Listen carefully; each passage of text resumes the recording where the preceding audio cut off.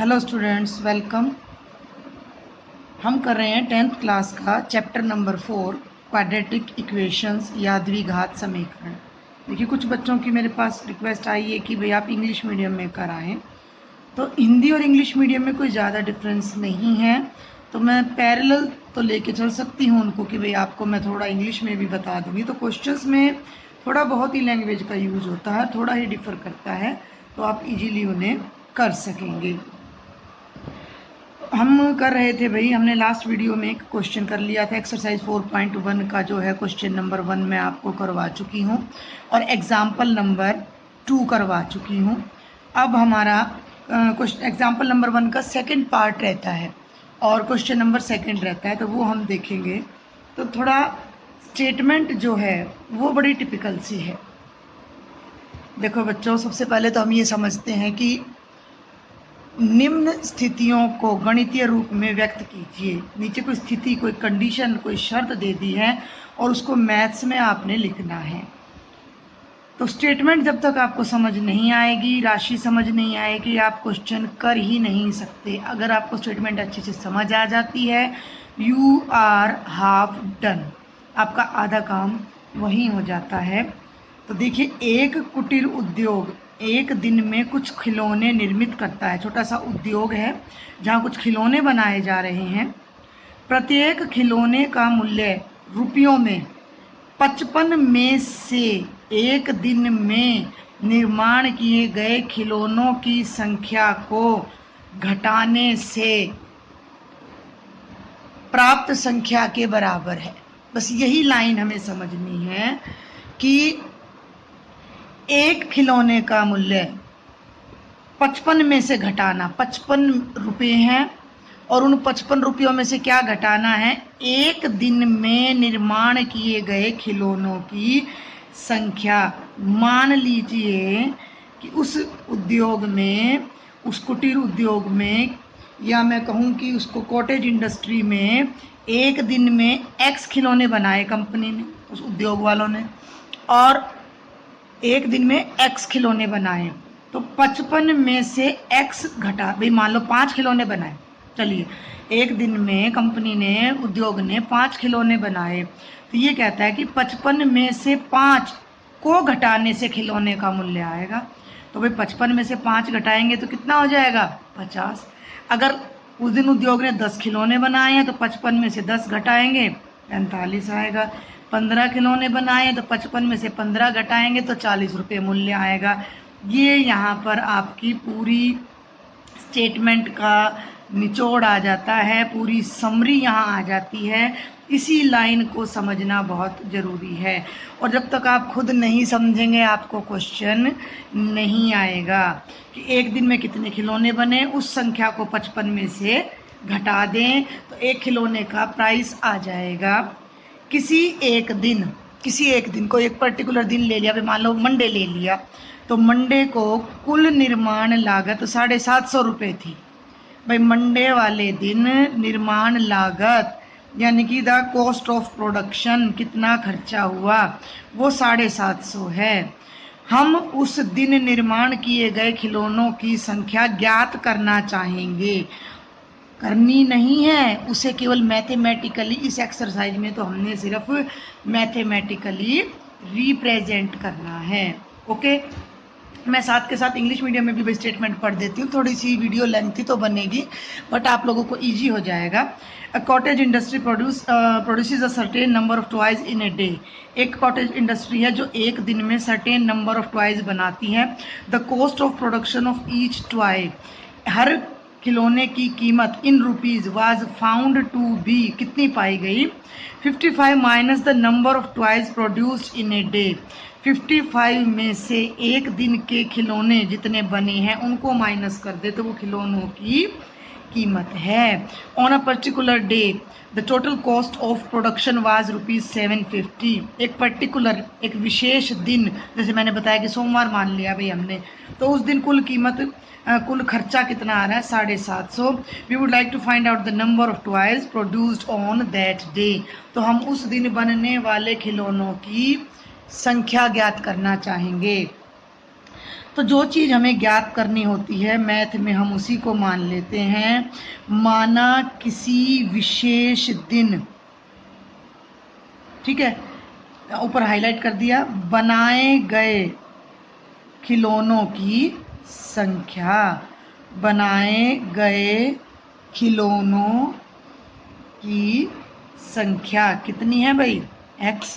मतलब एक दिन में कंपनी ने x खिलौने बनाए, तो एक खिलौने की कीमत, ये बात ही आपको अभी समझाई है मैंने कि 55 में से उस दिन जितने खिलौने बने हैं वो कम कर दिए, तो इतने रुपए खर्चा एक खिलौने पर आ रहा है। आप इस बात को समझ पा रहे हैं भाई? मान लीजिए हम यहाँ रफ में ले लेते हैं कि मान लीजिए कि कंपनी ने एक दिन में, उद्योग ने एक दिन में 5 खिलौने बनाए, तो कीमत कितनी रख दी, 55 माइनस 5, 50 रुपये।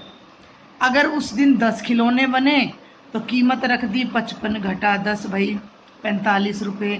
अगर उस दिन 15 खिलौने बने तो कीमत कितनी रख दी, 55 माइनस 15 यानी 40 रुपये। भाई उन्होंने 55 को फिक्स कर रखा है, 55 को पकड़ रखा है कि भाई हमने 55 अपना एक कोड ले लिया है। जितने खिलौने बनेंगे, भाई कम खिलौने बनेंगे तो कीमत ज़्यादा होएगी, ज़्यादा बनेंगे तो कंपनी थोड़ी कीमत कम कर देगी, अर्निंग उनकी बढ़ जाएगी। अब एक और क्वेश्चन आता है साथ में कि एक दिन की जो निर्माण लागत है, जो ये चीज़ को समझ के, सवाल तो 1 ही मिनट का है भाई, 750 रुपये है, जिसे हम कहेंगे कॉस्ट ऑफ प्रोडक्शन। कितनी है भाई, 750। भाई निर्माण लागत क्या होती है? आप एक कार की कीमत, एक टॉय कार मान लीजिए, आप ओरिजिनल कार नहीं ले रहे हैं हम, एक टॉय कार की कीमत मान लो 50 रुपये है, और कंपनी ने उस दिन 20 कारें बनाई हैं, तो 20 कार की कीमत नहीं भाई, लागत, एक कार की लागत 50 रुपये है, तो 20 कार की लागत कितनी हो जाएगी, 20 गुना 50। बात समझ आ रही है, 1000 रुपये।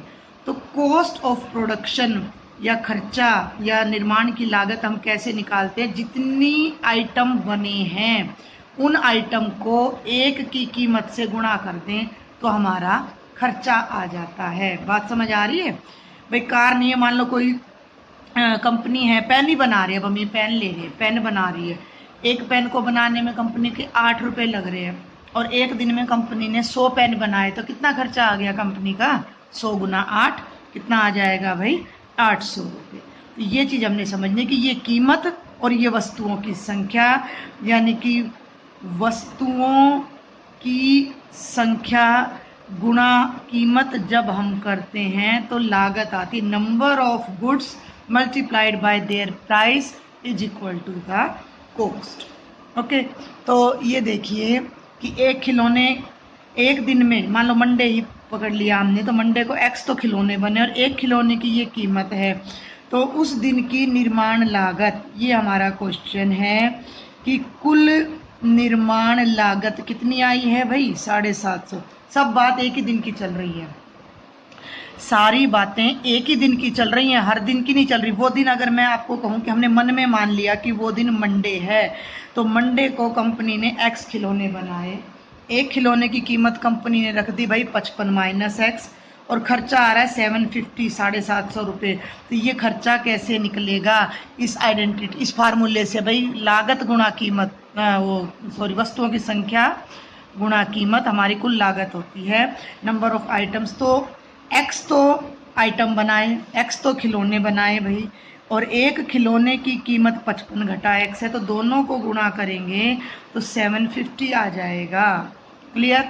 इसे सॉल्व कर लीजिए, x को 55 से 55x minus x square is equal to 750।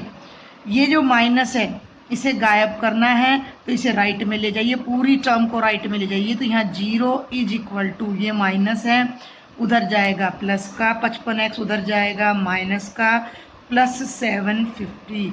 और हम अब यहाँ ध्यान दीजिएगा, कई बच्चों को ये बात समझ नहीं आती है, हम लिख रहे हैं a is equal to b, तो इसको मैं ऐसे भी लिख सकती हूँ b is equal to a। आपको यूँ लगेगा कि मैं इसको इधर ले आई तो मैंने साइन क्यों नहीं बदला, मैं इधर नहीं लाई, मैंने वाइस वर्सा कर दिया है। तो हम ये लिख देते हैं x square minus 55x plus 1750 is equal to 0। ये हमारी 1000 नहीं है भैया, सॉरी 750 ही है।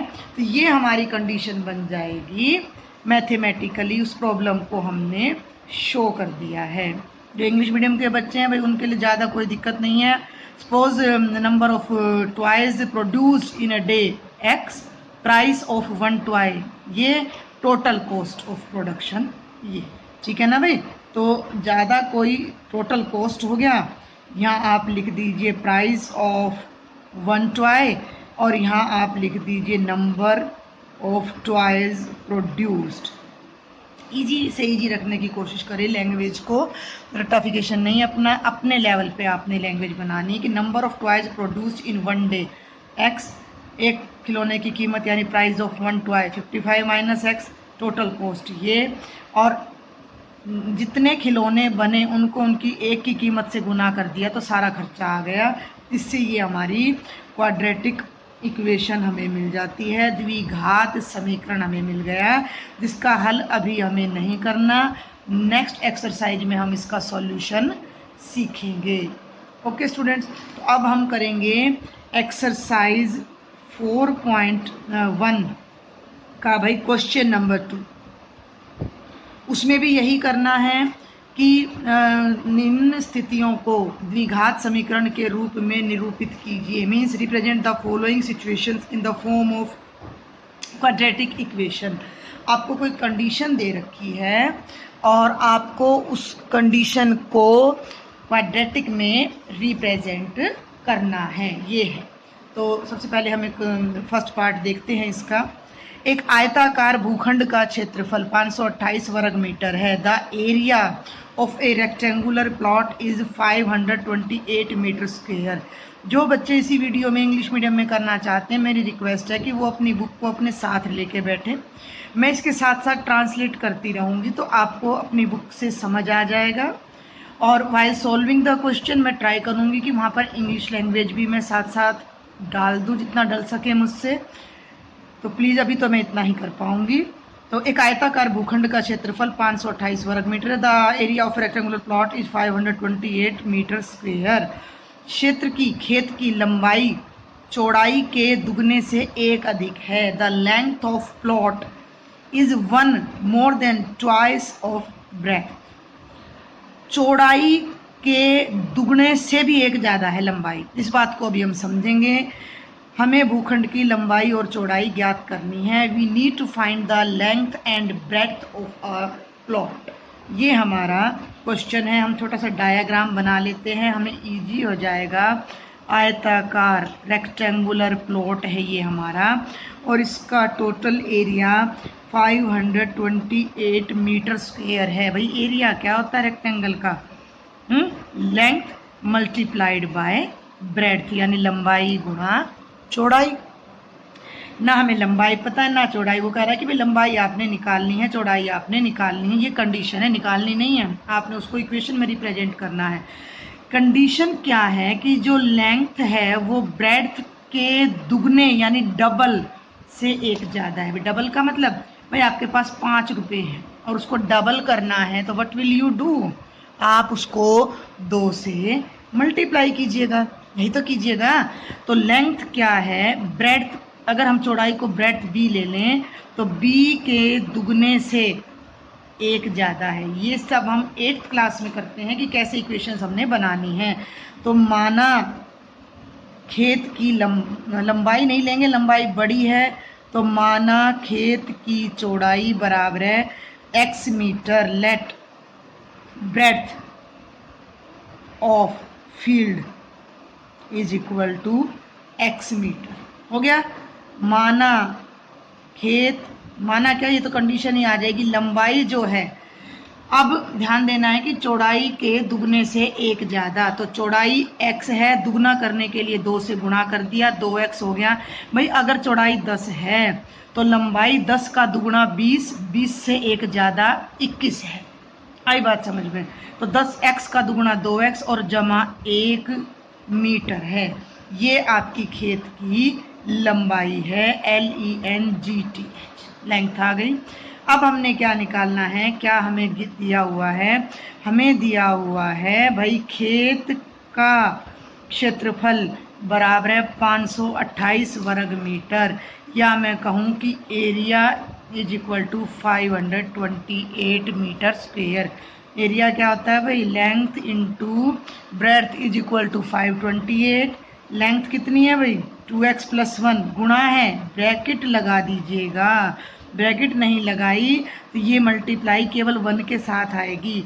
और भाई मल्टीप्लाई, अब ब्रैकेट लगी तो मल्टीप्लाई की जरूरत नहीं है, into x is equal to 528। भाई खेत की चौड़ाई x मान ली, लंबाई उसके दुगने से 1 ज़्यादा है तो 2x + 1 हो गई। क्षेत्रफल क्या होता है, लंबाई चौड़ाई की गुणा, तो इनकी गुणा करके कितना, उत्तर उसने पहले बता रखा भाई 528 है। अब इसको सॉल्व कर दीजिए, तो ये करेंगे तो 2x² + x is equal to 528, इधर ले आइए, 2x² + x - 528 is equal to 0। ये हमारी मैथमेटिकल रिप्रेजेंटेशन हो जाएगी इस प्रॉब्लम की। क्लियर आया भाई आपको समझ में? तो ये था हमारा सेकेंड क्वेश्चन का first part. Now come to the second part. Second part भी भाई बड़ा समझने का है। रोहन की माँ उससे, 1 मिनट में दिख रहा है ना आपको, हाँ जी, रोहन की माँ उससे 26 वर्ष बड़ी हैं।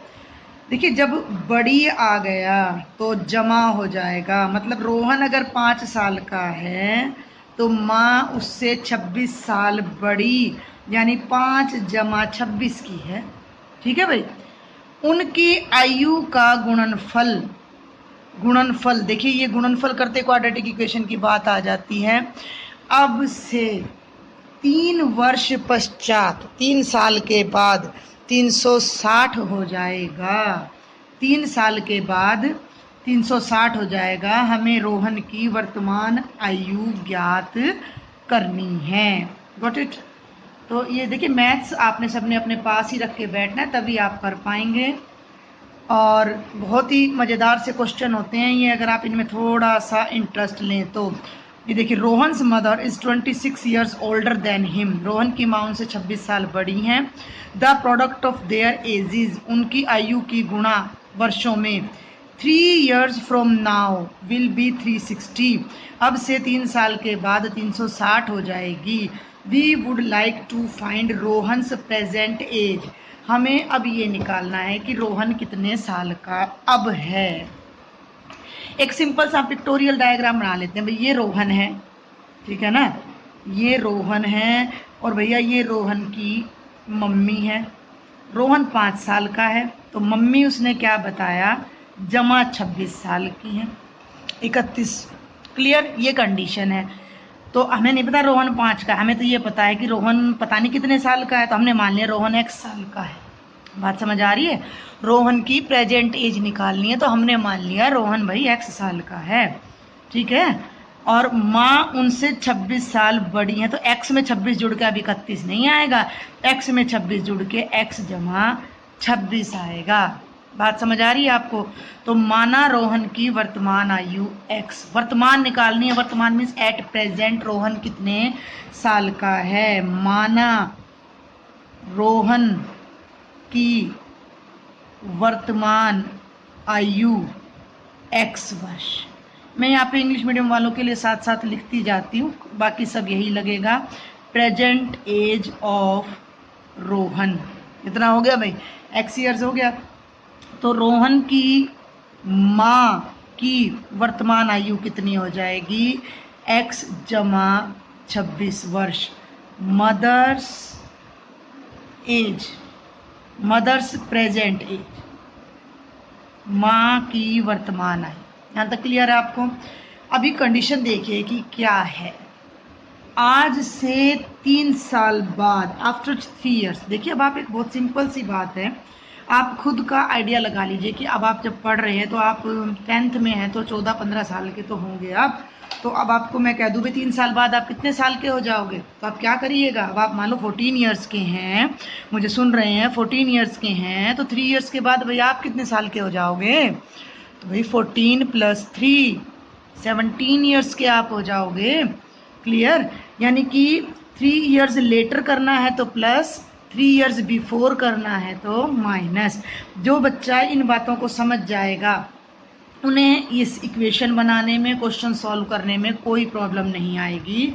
कि अगर अब कोई बच्चा x साल का है तो 3 साल के बाद वो x + 3 का होगा, और 3 साल पहले वो x - 3 का होगा। ये सिंपल मैथमेटिकल फंडाज हैं, रूल्स हैं जो आपको क्लियर होने चाहिए कि मैथ्स में बाद का मतलब क्या है। बाद का मतलब है कि आपने जोड़ना है, पहले का मतलब है आपने माइनस करना है। क्लियर, बात समझ आ रही? तो रोहन 3 साल बाद कितने का हो जाएगा भाई, अब 5 का है तो 8 का हो जाएगा, तो x का है तो x = 3 का हो जाएगा।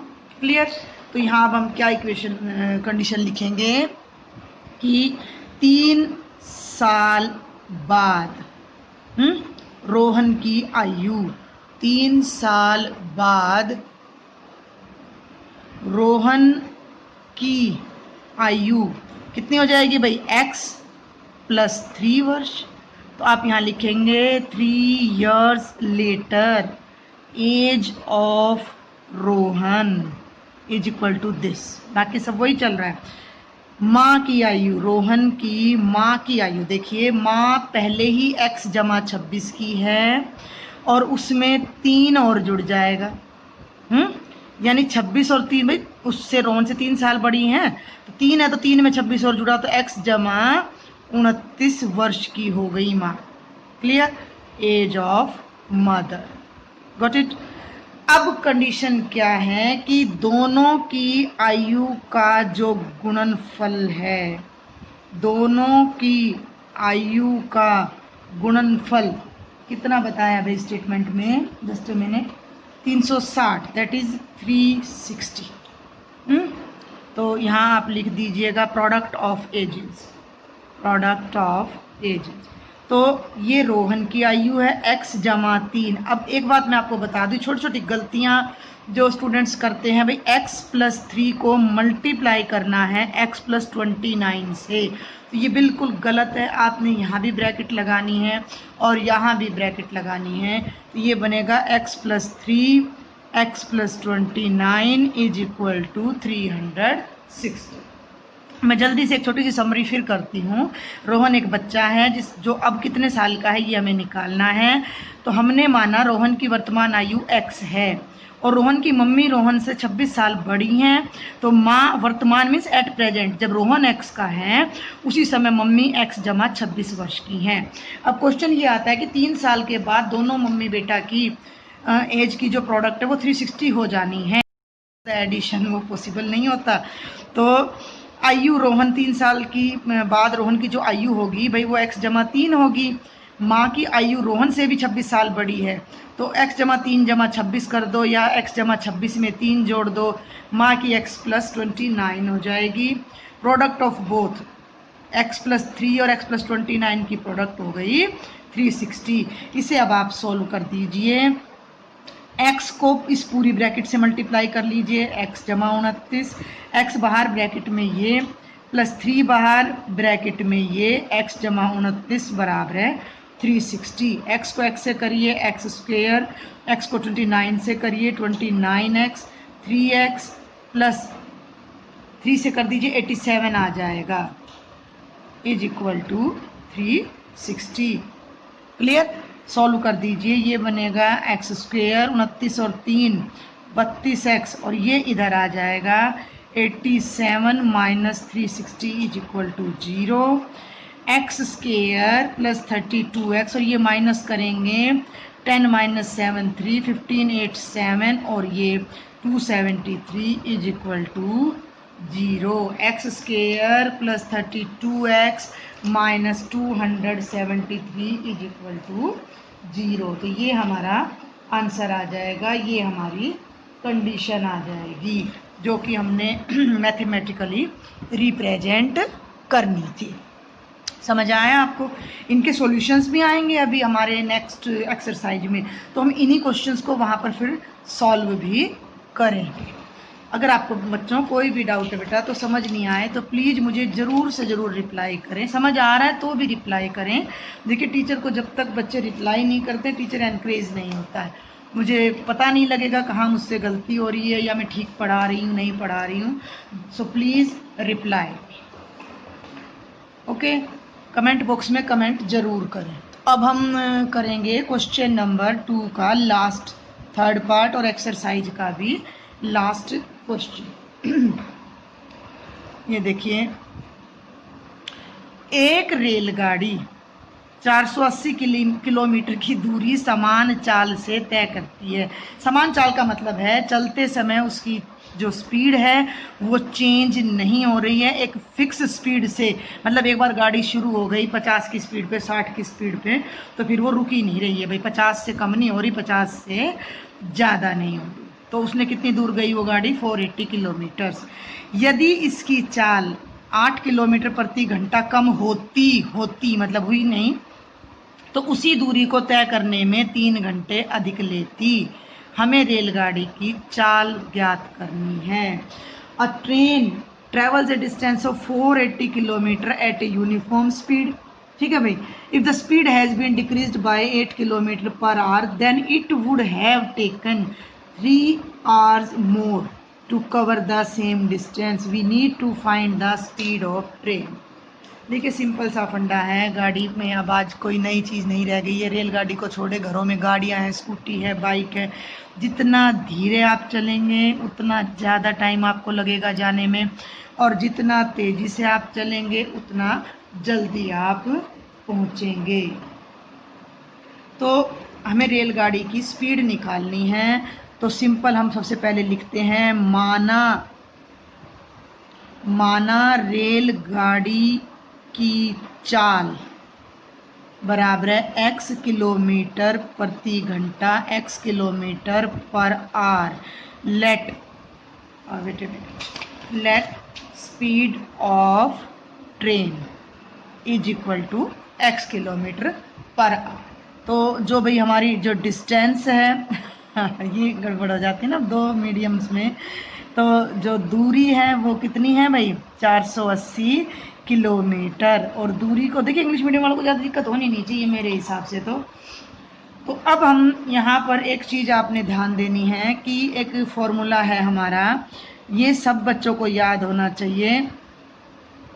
दूरी बराबर है चाल गुणा समय, या हम कहें कि डिस्टेंस इज इक्वल टू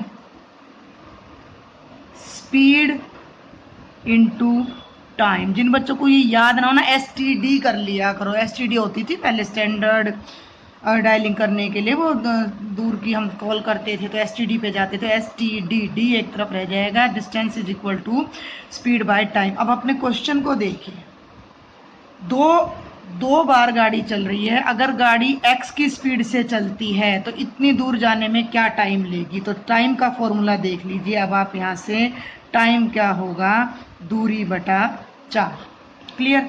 तो रेलगाड़ी अगर x की स्पीड से 480 किलोमीटर जाती है तो गाड़ी द्वारा लिया गया समय, मान लो t टाइम लिया गाड़ी ने, तो वो टाइम क्या हो जाएगा? दूरी कितनी है भाई? 480। और किस चाल से गाड़ी चल रही है? x। इतने घंटे गाड़ी को लगेंगे। आई वंस अगेन रिपीट, माना रेलगाड़ी की चाल x kilometre per hour, distance 480 kilometre, time distance by speed होता है। और भाई आप एक सिंपल सी बात है कि एक जगह से आप दूसरी जगह जा रहे हैं और 160 किलोमीटर की दूरी है और अब 40 की स्पीड से चल रहे हैं तो आपको कितना टाइम लगेगा? 160 बटा 40 यानी 4 घंटे। सिंपल मैथ है ये। 160 बटा 40 4 घंटे। और आप उसी गाड़ी को 80 की स्पीड से चलाएंगे तो भाई आपको कितने घंटे लगेंगे? 2 घंटे। तो ये लॉजिक है सिंपल की भाई दूरी बटा चाल, तो 480 बाय x घंटे गाड़ी को लग गए। अब कहता है कि अगर उसकी चाल 8 किलोमीटर प्रति घंटा कम हो जाए तो नई चाल, बल्कि लिख लीजिए रेलगाड़ी की नई चाल x घटा 8 किलोमीटर पर आवर। दूरी फिर से वही है, उतनी ही दूर गाड़ी को जाना। देखिए जो एग्जाम्पल मैंने आपको बताया कि आपको A पॉइंट से B पॉइंट तक, ये छोटी छोटी बातों पे मैं प्रेशर क्यों डाल रही हूँ, क्योंकि मैंने बहुत नोट किया है कि हमारे मोस्टली बच्चों का बेस ही कमज़ोर होता है। मैथ्स तो बाद की बात है, उन्हें स्टेटमेंट पढ़कर अंडरस्टैंड करना नहीं आता कि हमें करना क्या है। इसमें चाल को, स्पीड को देख के घबरा जाते हैं कि किस टाइप का क्वेश्चन आ गया है। तो सबसे पहली कंडीशन यही है कि read the statement at least 2 to 3 times, कम से कम 2 से 3 बार स्टेटमेंट पढ़ें, फिर आंख बंद करके उस पर विचार करें करना क्या है, उससे रिलेटेड आपको क्या क्या बातें पता हैं उन्हें नोट करें, तब आप पेन उठाएं उस क्वेश्चन को करने के लिए। तो A से B तक आप जा रहे हैं 160 किलोमीटर। अगर आप 40 की स्पीड से जाते हैं टाइम होगा 4 घंटे, 80 की स्पीड से जाते हैं टाइम होगा 2 घंटे, और कोई सुपर फास्ट आपने बाइक ले ली और 160 की स्पीड से गए तो भैया आप 1 ही घंटे में ना पहुंच जाएंगे। तो वही काम यहाँ हो रहा है कि अगर पहले रेलगाड़ी x की स्पीड से चलती है तो इतना टाइम लगता है इसको जाने में, क्लियर। लेकिन अगर उसकी स्पीड कम कर दें तो नया लिया गया समय, अब ये नया समय है तो उसको हम नाम दे देते हैं t1। तो वो फिर से क्या हो जाएगा, डिस्टेंस बाय स्पीड, यानी कि 480 बाय x माइनस 8r, ये दूसरा टाइम हो गया। क्लियर, बात समझ आ रही है। यहाँ आप सब यहाँ लिख लीजिएगा भाई, कोई ज़्यादा मुश्किल नहीं है। Time is equal to distance by speed, तो 480 बाय x, और अब आप यहाँ लिख लीजिए new speed of train is x minus 8 kilometre per hour, distance is 480, then t1 is equal to this. ठीक है, अब क्वेश्चन क्या है कि अगर गाड़ी की चाल कम हो जाती तो दूरी तय करने में 3 घंटे ज़्यादा लगते। तो ये टाइम ज़्यादा है क्योंकि हमारी जो स्पीड है वो कम हो गई है, तो ये टाइम ज़्यादा है और ये टाइम कम है, और दोनों में कितना डिफरेंस आ रहा है, 3 घंटे का। स्टेटमेंट में खुद कहा है कि यदि चाल 8 किलोमीटर प्रति घंटा कम हो जाती है तो दूरी तय करने में 3 घंटे अधिक लगेंगे। तो अकॉर्डिंग टू क्वेश्चन, प्रश्नानुसार, तो हम क्या करेंगे, t1 minus t is equal to 3 hours. Okay, तो t1 ये थोड़ा डिफरेंट है question, 480 by x minus 8, 480 by x is equal to 3 by 1। Left side में आप LCM ले लीजिए, x minus 8 into x minus 8 cancel, x बचा 480 से मल्टीप्लाई कर दीजिए, x कैंसिल, x कट गया, 480 से मल्टीप्लाई होगा तो आप लिखिएगा 480 into x minus 8 is equal to 3 by 1। Cross multiply कर दीजिए साथ साथ, क्रॉस का मतलब ये दो टर्म यहाँ चली जाएंगी, नीचे यहाँ का डिनोमिनेटर यहाँ न्यूमिनेटर से मल्टीप्लाई होगा, ये यहाँ, इसे बोलते हैं क्रॉस मल्टीप्लाइंग या आर पार गुणा करने पर। ये तो 1 है तो यहाँ तो कोई फर्क नहीं पड़ेगा, यही टर्म आएगी 480x minus 480 into x minus 8 is into 1, कोई फर्क नहीं पड़ना हमारा, 3 into x minus 8 into x. Solve कीजिए अब इसको, you will get a quadratic equation. 480x, 480 को x से करो भाई, 480x माइनस माइनस प्लस 8 0 जो 0, 8 8 8 64 भाई 6, और 8 चौक 32 और 6 कितना होता है भाई 38, 8 8 64, 8 32 एंड 6 38। ये सिंपल कैलकुलेशन आप करें। 3x को x से करेंगे 3x स्क्वेयर माइनस 3 8 जा 24 और x से करेंगे 24x।